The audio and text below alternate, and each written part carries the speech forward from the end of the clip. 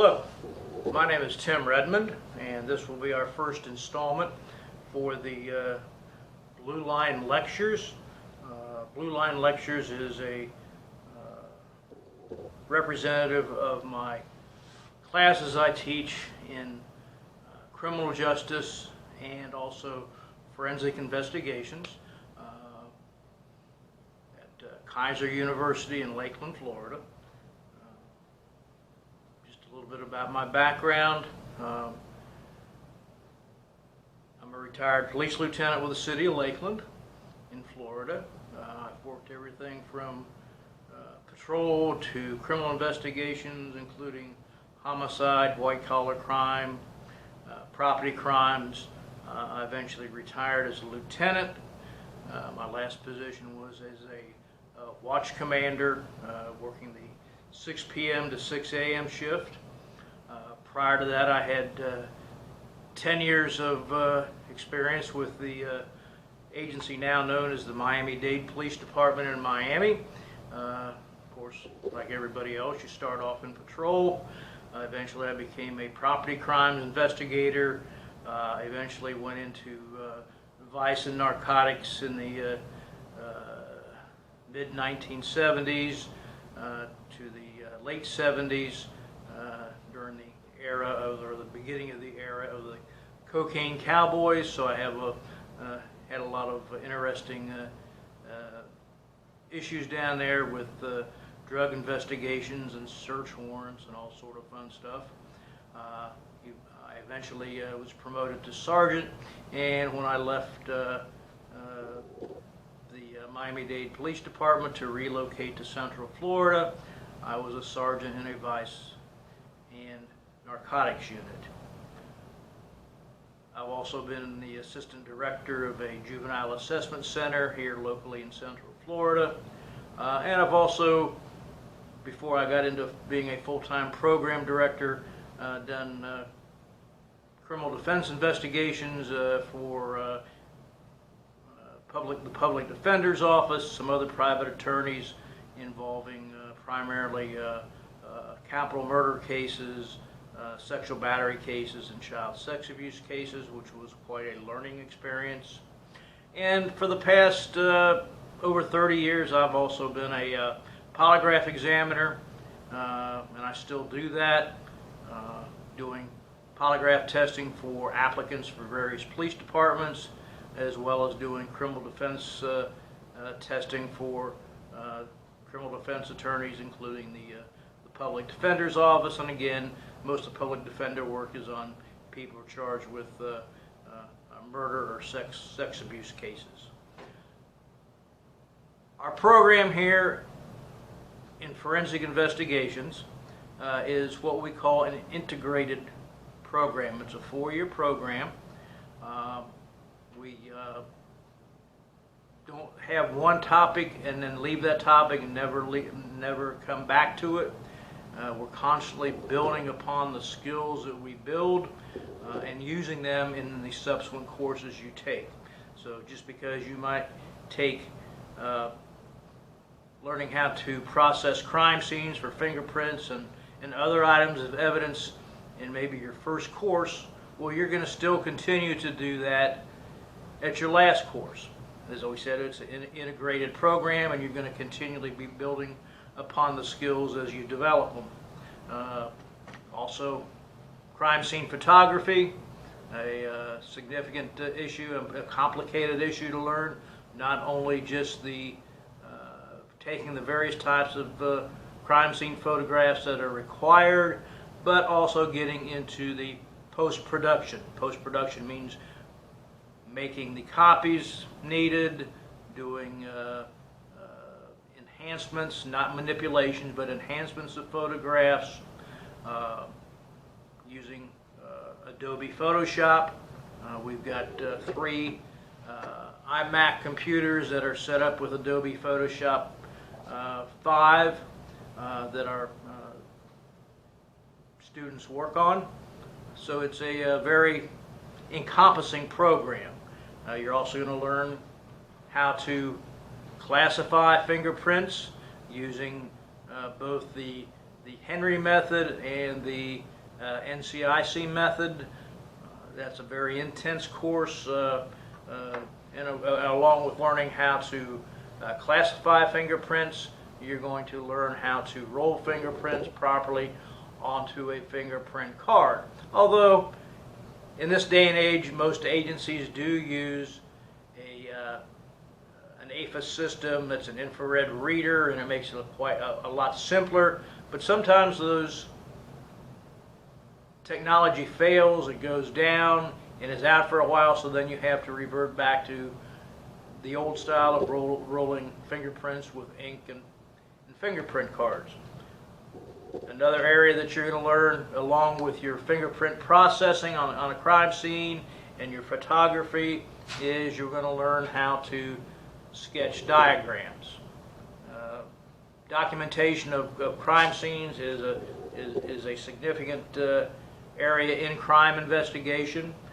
So you have to have your written notes, your raw sketches, your finished sketches, and your photographs. Because sometimes if you're involved in a case, let's say it's a murder case, you may not go to trial on that case for 4 or 5 years. Also, other people need to read your reports. Your reports are read by the actual investigators, prosecutors, the defense attorneys. Some of your evidence will be that you collect will be viewed by the jury. So there's a lot that goes into crime scene processing. There's no relationship between what you see on TV in the program, although they're very entertaining. Programs like CSI, NCIS, those types of programs, they do a little bit of that, but they also go far afield of things that most agencies are not capable of. You can't just put a fingerprint in a system and you come up with the entire photograph, criminal history, financial history of a suspect. Not going to say that in the future we might not be in that era, but right now it's nothing like is presented on TV. You'll find that we have small classes. We really like to have not more than 18 in a class. Right now we're averaging 8 to 10 in a class, and we have a lot of equipment. We've got 5 of these Nikon D3100 digital cameras with 2 different lenses, tripods for each camera, labeling devices to be used with each camera for mock crime scene investigations.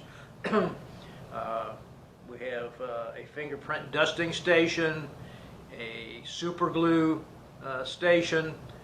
So we have all the items that almost every at least medium-sized crime lab should have. We will the jobs in crime scene or forensics. Excuse me. There's jobs available for people that want to work. You have to apply yourself. You have to continue to learn. That's one of my philosophies. Is you're a lifelong learner. Just because you step out of a classroom and you have a degree doesn't mean you know everything you need to know.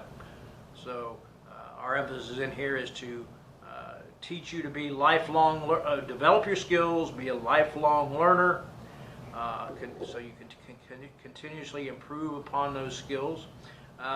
We also at the upper level have a lot of lab things that we do with biology, forensic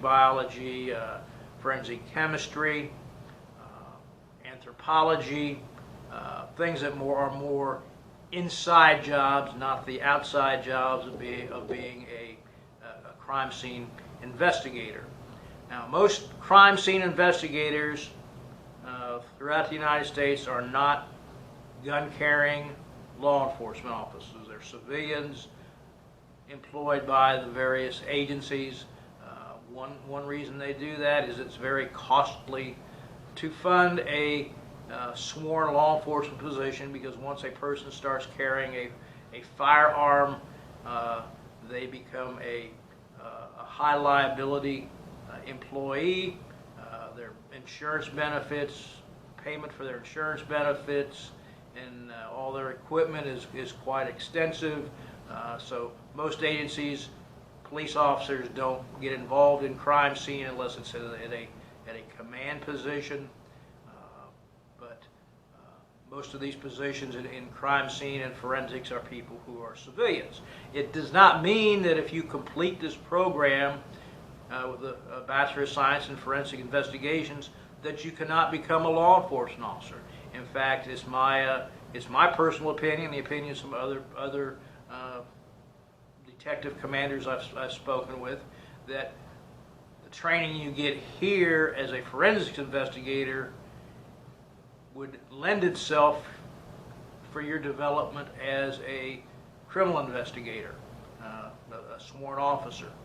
You are already going to be trained in the note taking, extensive report writing.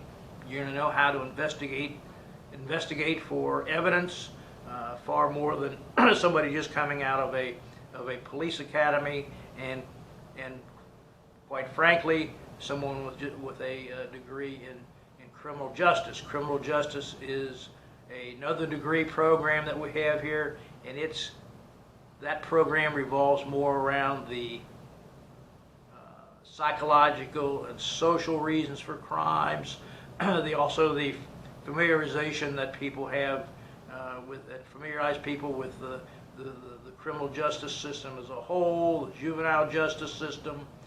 So we're looking at two different areas. One's more administrative, while forensic investigations is developing skills and hands-on. Forensic investigations is a hands-on thing. You're not just going to sit in the courtroom, in the classroom. You're going to be outside taking photographs, processing mock crime scenes, sketching. You're going to go see autopsies, actual autopsies. Sometimes we work with dead animals to treat them as a live crime scene and go ahead and collect evidence from a decomposed animal, using that as a mock human being, and you get the realities of the crime scene. We're a 5-day-a-week program, 5 hours a day. It's fairly intensive. You have got to be here. You have to have, if you have a passion for this type of work, this is the place you need to be. If you don't have a passion to be out in the field, to handle a camera, to work with the various tools that a crime scene investigator has, you're not going to enjoy your job, and you're not going to last long in the field, because you have to be a very dedicated person to be a forensic investigator. With that, that's just a general overview of our program. We will be having additional lectures and various topics involving crime scene, and also I'm going to have some topics on criminal justice. And I'm going to be bringing in people or going out in the field and doing interviews with professionals who are working in the field to let you know what's going on, what their expectations are for people that they're considering to hire, to keep you updated with what's going on in the field. And with that, have a good day.